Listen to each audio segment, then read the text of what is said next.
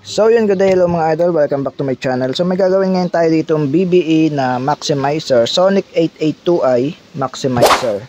Pangalawang maximizer nito ngayong araw kasi yung unang maximizer na ginawa natin kakarating lang galing online store. So hindi ko na i-mention kung anong online store yon at sira.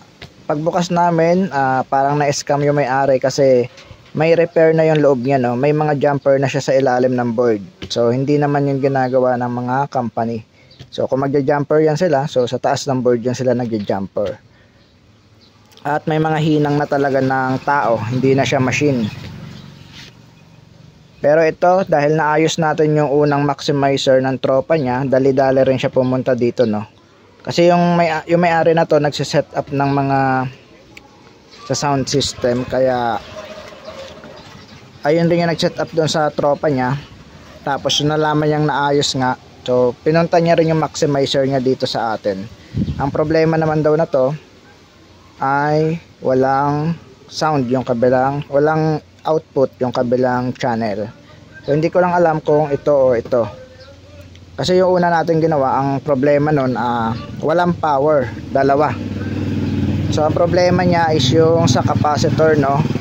Yung nirepair ng technician, nag-jumper siya ng ground. So mali naman yung jumper. Tapos ang problema lang pala is yung capacitor, hindi lang halata na natuklap na yung circuit. So walang capacitor, walang connection yung capacitor, kaya ayun yung ginamper natin yung capacitor. So ito, try natin kung aling channel yung walang signal. Saksak natin mga idol kung aling channel ba yung hindi gumagana dito. Kung ganito yung maximizer nyo, panoorin nyo tong video na to para pwede nyo ayusin. On natin. Yan, umilaw naman, may power naman siya. At pansin nyo, umilaw rin yung signal, no, pag on natin. Ulitin natin. Ayun, umilaw yun doon. So dito lang yung umiilaw, yung kabila ay wala. So mukhang dito ang problema, no. Sagad na natin, no, para makita natin kung aling signal yung hindi umiilaw. So hindi ko na siya gagamitan ng sound or music. Magsasaksak na lang tayo dito sa input niya, tapos itatouch na lang natin yung dulo ng jack. Isa-isa lang muna ang input natin. So yan, input. Try natin to. Yan, meron na siya, oh, signal, oh. May humming na yan kasi walang signal na walang music, walang phone, walang device na nakakonect. So meron, may signal yung kabila. Nakasagad yung natin, potentiometer. Try natin sa kabila. Lipat natin sa input. PL lang gamit natin kasi wala tayong XLR. Try natin. So sa kabilang channel wala, no. So, buksan natin mga idol.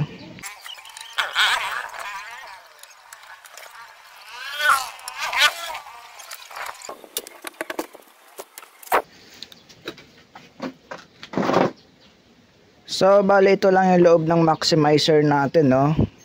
Yung IC na ginamit dito TL084CN. Ayan, TL084CN.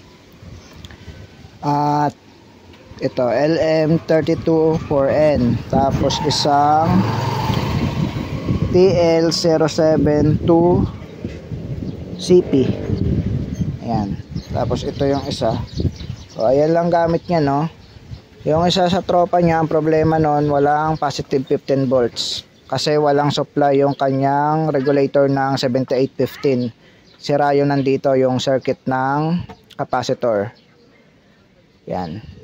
So ito hindi ko nasusukatan ng supply dito kasi may power naman. So dito na tayo sa side na to. Kasi ito yung wala, no. Diyan nakakabit yung jack natin. Hindi ko natin tanggal para hindi tayo malito kung aling side yung meron at wala. Ito dito merong signal. So dito wala. So dito tayo magpo-focus. Susukatan muna natin yung supply ng IC. Pin number 4 at pin number 11. 1, 2, 3, 4, 5, 6, 7, 8, 9, 10, 11. Pin number 11 at pin number 4 yung negative at positive supply. Saksak natin, sukatan natin kung meron.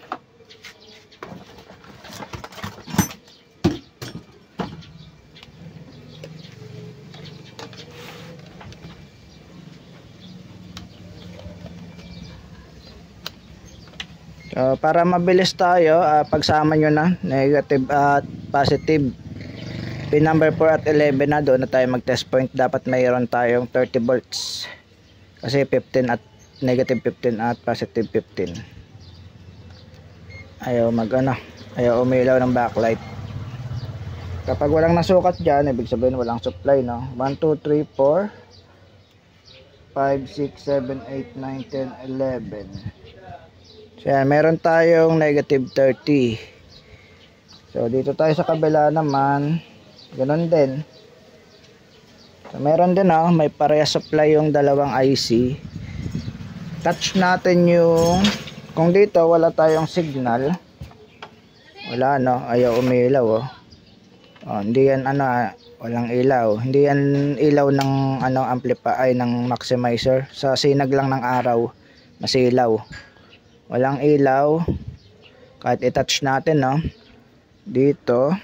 Ayun, dito may signal tayo dito sa IC na to para sa kanyang mga LED indicator, so tignan natin sa kabila kung meron din.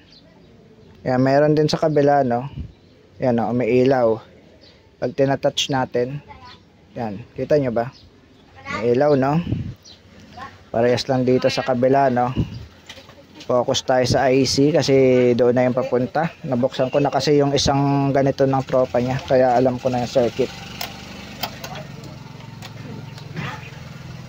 Bunutin na natin. Tignan natin yung pinanggalingan kung bakit walang signal, walang output. Tanggalin natin yung tornilyo.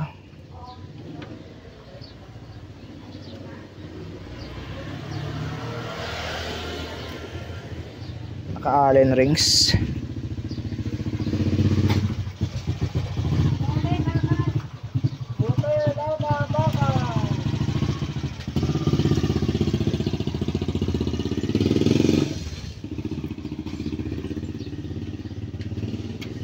Kapakapain natin kung saan ba naputol yung kanyang signal.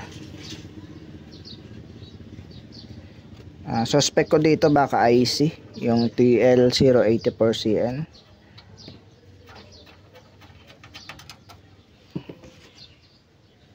Kasi yung dito sa may indicator meron naman, wala lang siyang output. May supply rin naman. Parang lang yan Ito, tanggalin muna natin yung tornilyo. Oops. Apat. Daming tornilyo mga idol.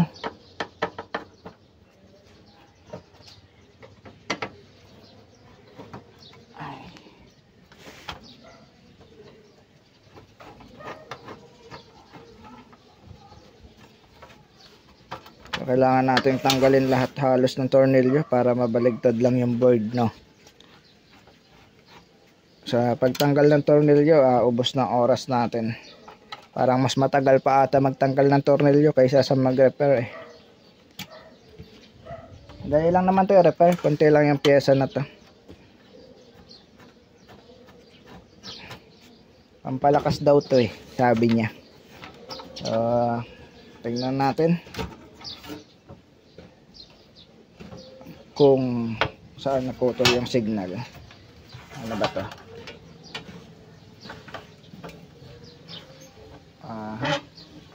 Yung nabalagtad ito. Ayan, nabalagtad na natin. Pero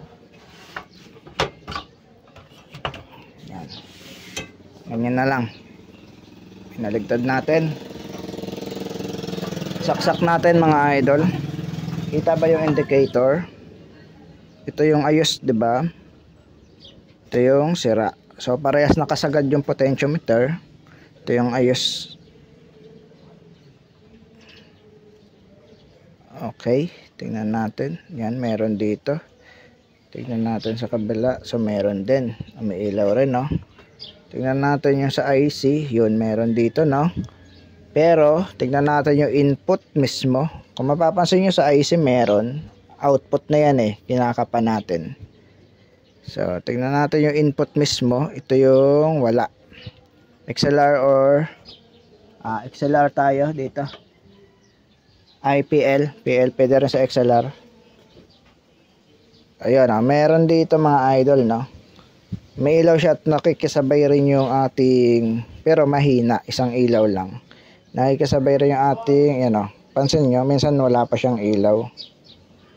Ayan, isang ilaw lang, pero doon dalawa na at umiilaw na rin yung green. Ito yung ayos pala. Tingnan natin yung sa sira. Ito. Ayan, wala siya sa sira. Hindi gumagana yung input, no. Tingnan natin dito, wala rin. Wala rin tayong sukat wala rin tayong signal na pumapasok at lumalabas dito. So sa kabila meron, ayan, So IC nga 100% mga idol. Try natin palitan. Ito. Palitan muna natin mga idol. Ayan, mainit din pala yung isang IC. Oo nga. Ramdam dito sa board. Likod pa ng board to. Ayan, mainit. Dito hindi. So ito nga sira, yung isa.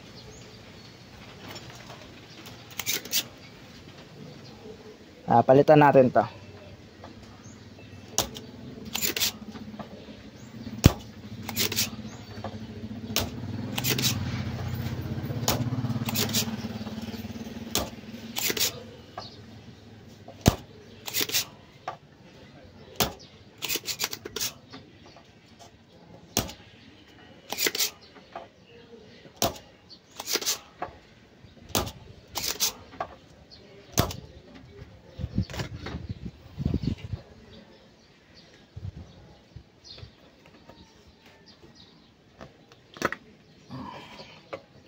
Bale ito natanggal na natin yung TL084CN.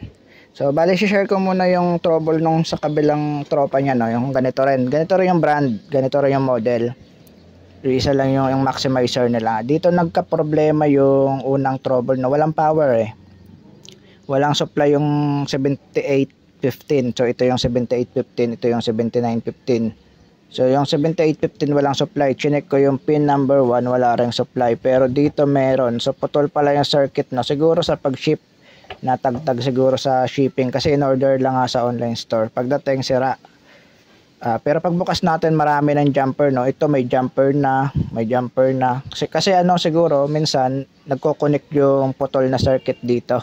Kaya ang nangyayari, akala ng technician na gumawa. So dito yung mga putol. Jumper niya yung napagana niya, akala niya good na. Ayun pala, dito pala yung putol niya, no. Yun lang, shinare lang natin. So ito, palitan natin to. Tingnan natin kung meron tayong TL084CN. So meron ako na to kasi ginagamit ko to sa ESR, pang check ng capacitor.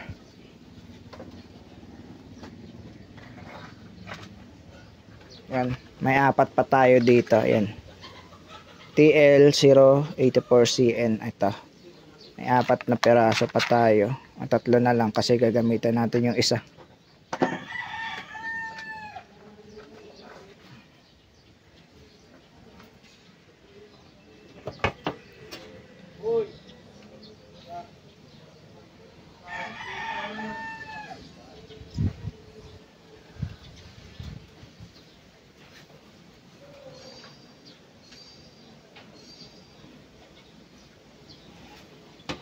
Ano yung kulot ko?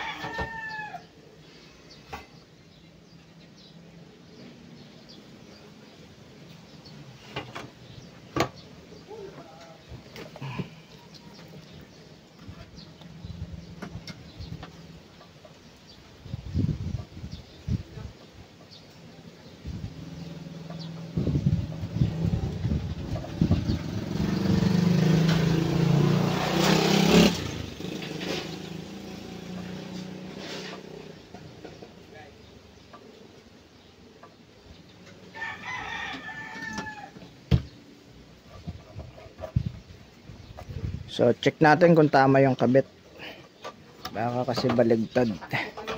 Hindi ko makita, madilim kasi ilaw.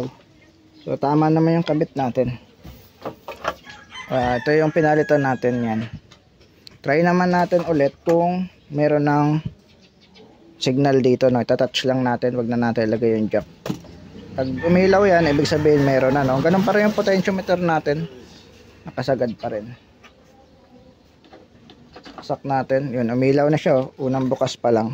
Bunutin ko ha. So, saksak natin.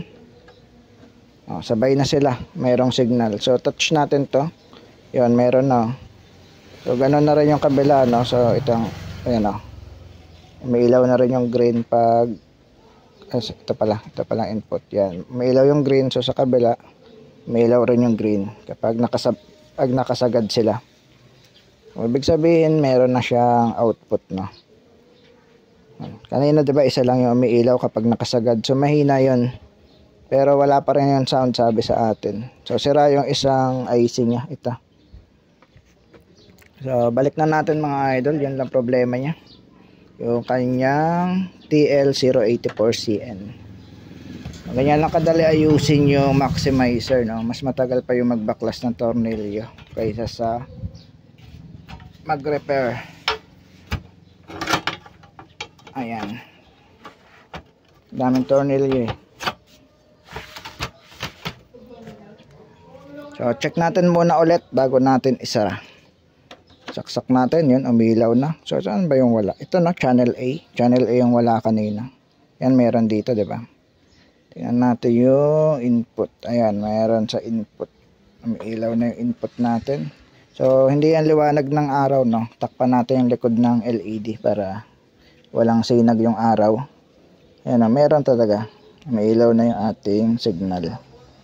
Okay na to mga idol. Hindi ko na ipapakita yung pagsara. At least napakita ko kung paano ayusin tong walang output yung kabilang channel. Hanggang dito na lang mga idol. Kung bago ka lang sa aking channel, huwag kalimutan mag-like, share, and subscribe at pindutin ang notification bell para lagi kang updated sa aking mga new videos.